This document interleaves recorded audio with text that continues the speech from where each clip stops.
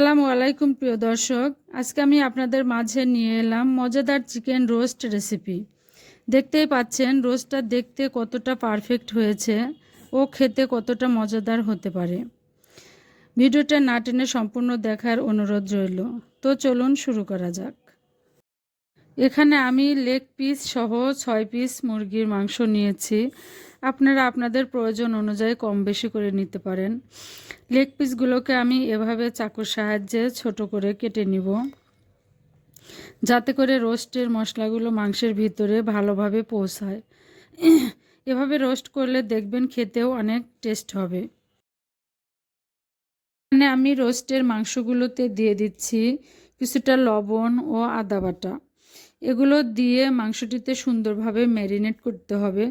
Marinate করা হয়ে গেলে মাংসগুলোকে আমি 10 থেকে 15 মিনিটের জন্য রেস্টে রেখে দিব। এখন আমি রোস্টের জন্য রোস্টের স্পেশাল মশলাটি বানিয়ে নিব। এভাবে মশলাটি আগে থেকে বানিয়ে নিলে রান্নার সময় সুবিধা হয়। মশলাটি তৈরির জন্য আমি এখানে একটা বাটিতে হাফ কাপ টক দই, 3 চা চামচ টমেটো সস, উঁচু করে 3 চা চামচ বাদাম পেস্ট, এখানে আমি কাঠবাদাম, কাজু বাদাম, চীনা বাদাম একসঙ্গে পেস্ট করে নিয়েছি। এরপর দিয়ে দিচ্ছি 1 চামচের একটু বেশি জিরা বাটা, 2 চামচ আদা বাটা, দিচ্ছি 2 চা চামচ রসুন বাটা, আরও দিচ্ছি হাফ চামচ ধনিয়া গুঁড়া, 2 টেবিল চামচ রোস্টের মশলা গুঁড়া, 1 টেবিল চামচ মরিচের গুঁড়া দিয়ে দিচ্ছি। এভাবে সবগুলো উপকরণ আমি একসঙ্গে ভালোভাবে মেখে নিব। এভাবে ভালোভাবে মেখে রেখে দিব। এবার রোস্টের জন্য চুলায় একটি প্যান বসিয়ে তাতে আমি 2 কাপ পরিমাণ রেগুলার রান্নার সাদা তেল দিয়ে দিচ্ছি। তেল গরম হয়ে আসলে তাতে দিয়ে দিচ্ছি পেঁয়াজ কুচি 1 কাপ পরিমাণ। পেঁয়াজগুলো দিয়ে এভাবে সময় নিয়ে অনবরত নেড়েচেড়ে ভেজে নিতে হবে। দেখতেই পাচ্ছেন পেঁয়াজগুলোর সুন্দর একটি বাদামি কালার এসেছে। এবার আমি ভাজা পেঁয়াজগুলো একটা পাত্রে তুলে নেব।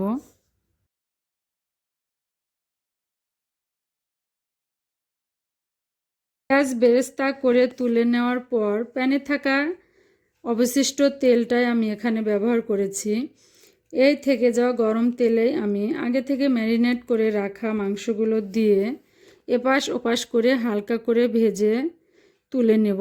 এখানে বেশি ভাজার দরকার নেই, আমি যেভাবে ভেজে নিয়েছি সেইভাবে ভেজে নিলেই হবে। যেহেতু পরে রান্না করে নেব সেহেতু হালকা করে ভেজে তুলে নিলেই হবে।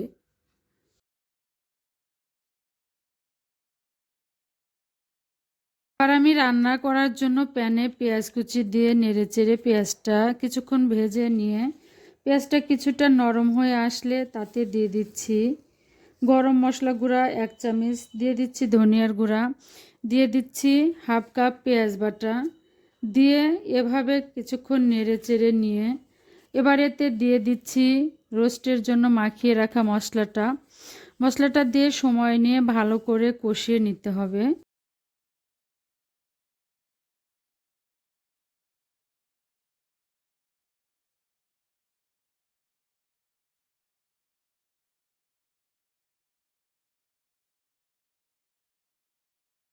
ভাবে কষিয়ে নেওয়ার পর এখানে আমি 1 কাপ পানি অ্যাড করে নিচ্ছি। 1 কাপ পানি অ্যাড করে নেওয়ার পরে আবারও এভাবে সময় নিয়ে মশলাটা কষাতে হবে। দেখতেই পাচ্ছেন যতক্ষণ না মশলাটা তেল ছাড়ছে ততক্ষণ সময় নিয়ে আমি কষিয়ে নিব। এবার আমার মশলাটা কষানো হয়ে এসেছে। এরপর আমি মশলায় একে একে মাংসগুলো দিয়ে এতে আমি স্বাদ মতো লবণ দিচ্ছি। লবণটা আমার ভুল করে পরে দেওয়া হয়ে গেছে। লবণ দিয়ে আবারও নেড়ে চেড়ে ঢেকে দিব। তবে মাংসটা পুরোপুরি সিদ্ধ হওয়া পর্যন্ত আমি রান্না করে নিব। ঢেকে দেওয়ার 8 থেকে 10 মিনিট পর রান্না করে নেওয়ার পর ঢাকনা তুলে কিছুটা আস্ত কাঁচামরিচ এখানে অ্যাড করে নিব। এরপর আবার ঢেকে দিয়ে কিছুক্ষণ পর ঢাকনা তুলে নিয়ে দিয়ে দিচ্ছি 1 টেবিল চামচ ঘি, আরও দিচ্ছি পেঁয়াজের বেরেস্তা, দিয়ে দিচ্ছি 1 কাপ জাল করা দুধ দিয়ে এভাবে নেড়েচেড়ে দিয়ে আরও দিচ্ছি 1 চামচ পরিমাণ কেওড়া জল, দিয়ে মিশিয়ে নিয়ে ঢেকে দিব। আসলে প্রত্যেকটা রান্নার এভাবে ধৈর্য ধরে সময় নিয়ে রান্না করলেই দেখবেন আপনাদের রান্নাও পারফেক্ট হয়েছে।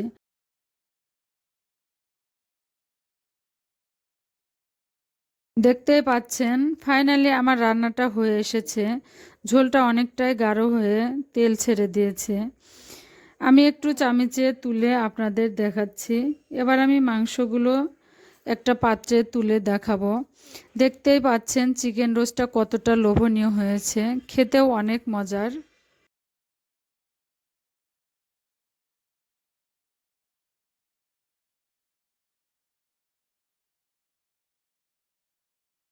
আমি একটু মাংসটা ছিঁড়ে আপনাদের দেখাচ্ছি। দেখতেই পাচ্ছেন মাংসটা কতটা সফট হয়েছে। আশা করি আমার ভিডিওটা আপনাদের কাজে দিবে। এতক্ষণ সাথে থাকবার জন্য ধন্যবাদ। ভিডিওটি ভালো লাগলে আমার চ্যানেলটাকে সাবস্ক্রাইব করে পাশে থাকবেন। আল্লাহ হাফেজ।